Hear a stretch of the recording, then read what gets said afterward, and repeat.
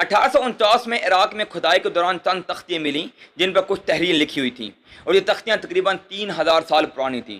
ان تختیوں کو انوما ایلش کا نام دیا گیا، دا انوما ایلش 7 ٹیبلٹس آف کریشن۔ ان 7 تختیوں میں کائنات کی تخلیق کو ترتیب سے بیان کیا گیا ہے۔ ان میں کائنات کی تخلیق کو نظم کی صورت میں بیان کیا گیا ہے۔ ان تختیوں کے کلام کا خلاصہ یہ ہے کہ اس کائنات سے پہلے ہر طرف پانی تھا اور کچھ بھی نہ تھا، نہ آسمان تھا، نہ زمین تھی، اور نہ ہی کوئی زندگی۔ اور پھر جہاں اللہ کا حکم نازل ہوا اور کائنات کی ابتدا ہوئی۔ اس سے پہلے تقریباً 5000 سال پہلے کی مشہور زمانہ سمرہ تہذیب کی کچھ تختیاں ملیں۔ ان تختیوں میں بھی ایک ایسی ہستی کا ذکر ہے کہ جس نے اس کائنات کو وجود بخشا۔ یہ سمرہ تہذیب بھی عراق ہی سے تعلق رکھتی تھی۔